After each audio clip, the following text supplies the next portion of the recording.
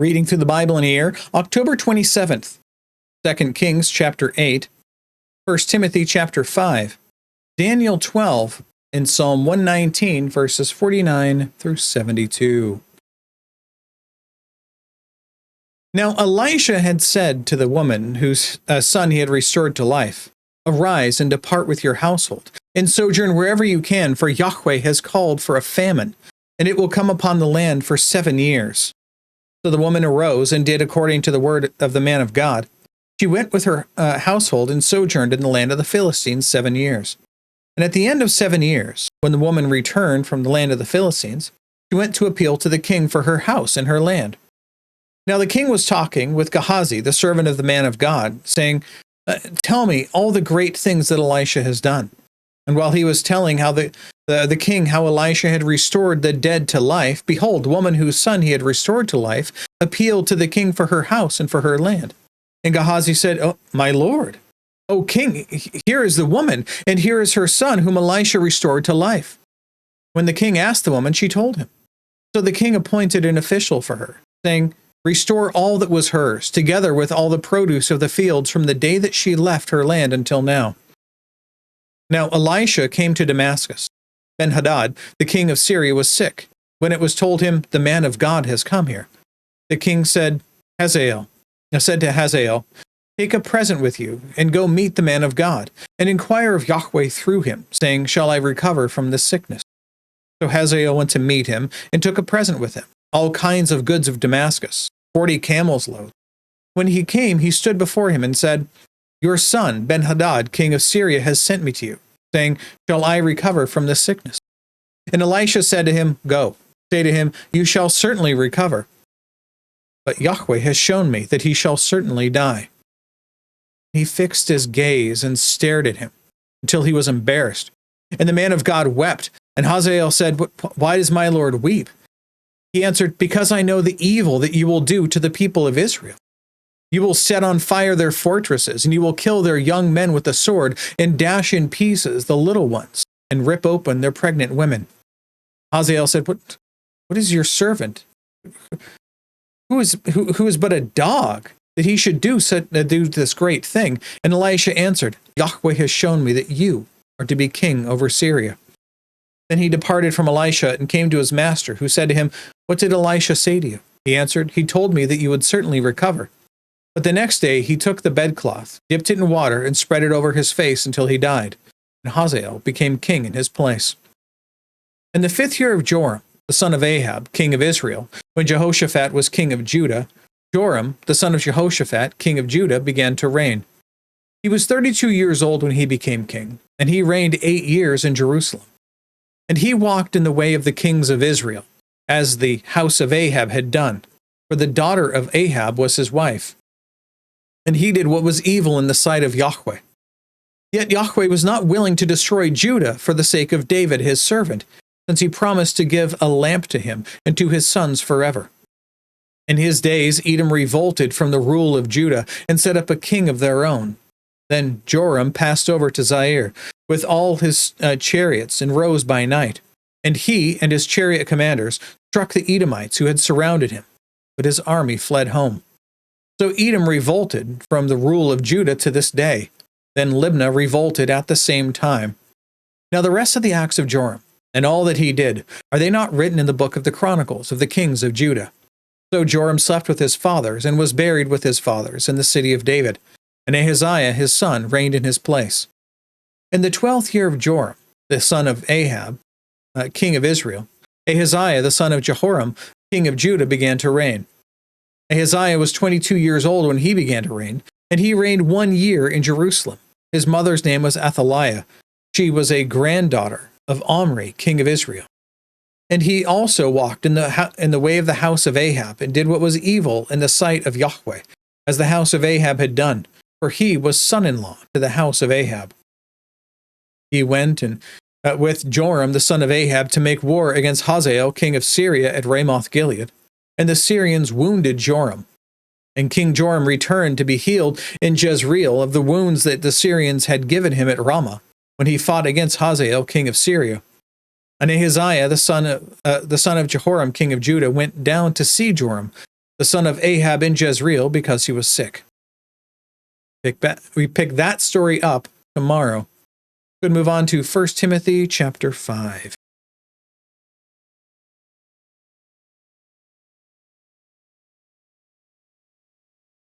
Paul continues, "Do not rebuke an older man, but encourage him, as you would a father, younger men as brothers, older women as mothers, and younger women as sisters, in all purity.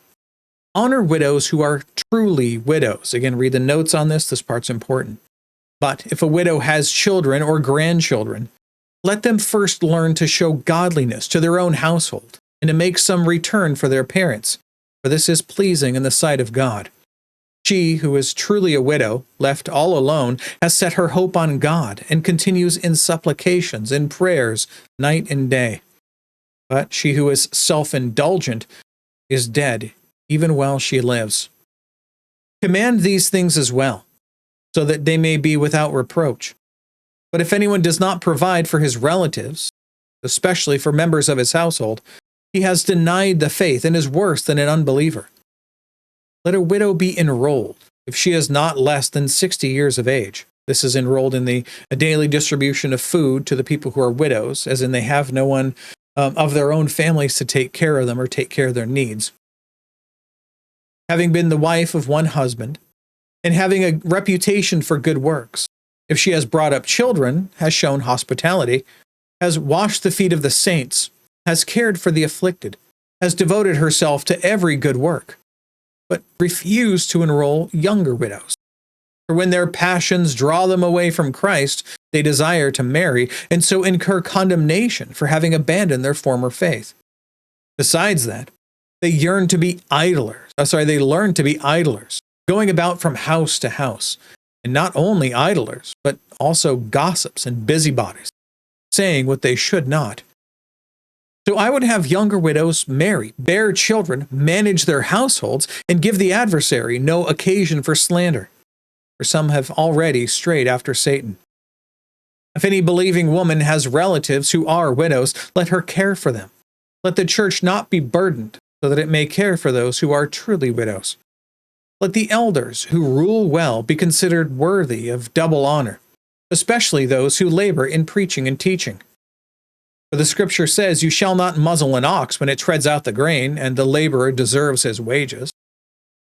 Do not admit a charge against an elder, except on the evidence of 2 or 3 witnesses. As for those who persist in sin, rebuke them in the presence of all, so that the rest may stand in fear.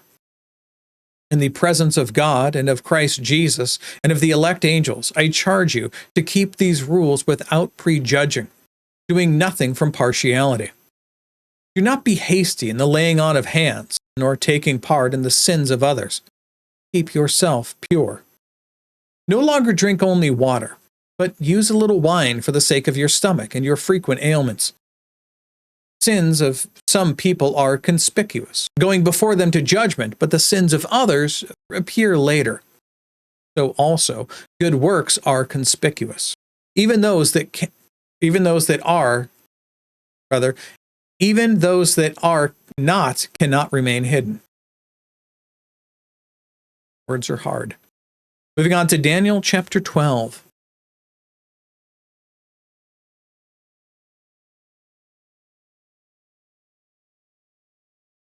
At that time shall arise Michael, the great prince who has charge over your people, and there shall be a time of trouble, such as never has been since there was a nation till that time. But at that time your people shall be delivered, everyone whose name shall be found written in the book, as in the book of life. And many of those who sleep in the dust of the earth shall awake, some to everlasting life, and some to shame and everlasting contempt. And those who are wise shall shine like the brightness of the sky above, and those who turn many to righteousness, like the stars forever and ever. But you, Daniel, shut up the words and seal the book until the time of the end. Many shall run to and fro, and knowledge shall increase. Then I, Daniel, looked, and behold, 2 others stood, one on this bank of the stream and one on that bank of the stream. And someone said to the man clothed in linen, who was above the waters of the stream, how long shall it be till the end of these wonders? And I heard the man clothed in linen, he who was above the waters of the stream, and he raised his right hand and his left hand toward heaven, and swore by him who lives forever, that it would be for a time, times, and half a time. And that when the shattering of the power of the holy people comes to an end, then all these things would be finished. I heard, but I did not understand. Then I said, "Oh, my Lord, what shall be the outcome of these things?" He said, "Go your way, Daniel, for the words are shut up and sealed until the time of the end. Many shall purify themselves and make themselves white and be refined, but the wicked shall act wickedly. And none of the wicked shall understand, but those who are wise shall understand. From the time that the regular burnt offering is taken away, and the abomination that makes desolate is set up, there shall be 1,290 days. Blessed is he who waits and arrives at the 1,335 days. But go on your way till the end, and you shall rest, and shall stand in your allotted place at the end of the days." Now, Psalm 119, verses 49 through 72.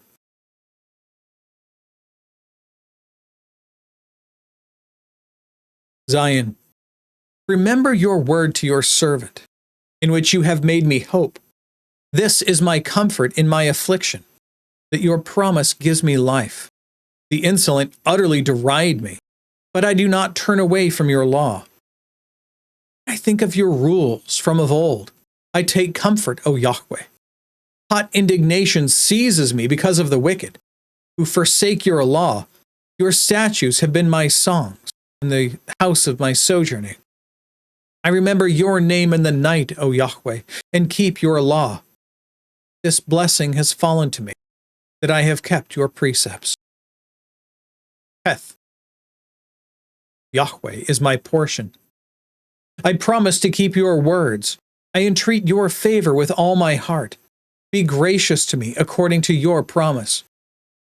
When I think on my ways, I turn my feet to your testimonies. I hasten and do not delay to keep your commandments.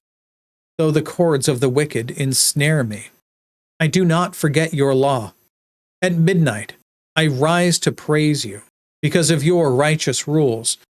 I am a companion of all who fear you, of those who keep your precepts. The earth, O Yahweh, is full of your steadfast love. Teach me your statutes. Heth. You have dealt well with your servant, O Yahweh, according to your word. Teach me good judgment and knowledge, for I believe in your commandments.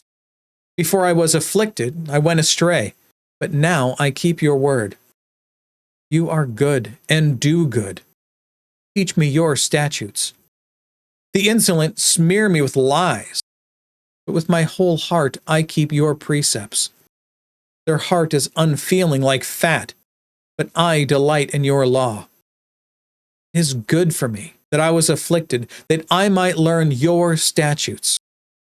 The law of your mouth is better to me than thousands of gold and silver pieces.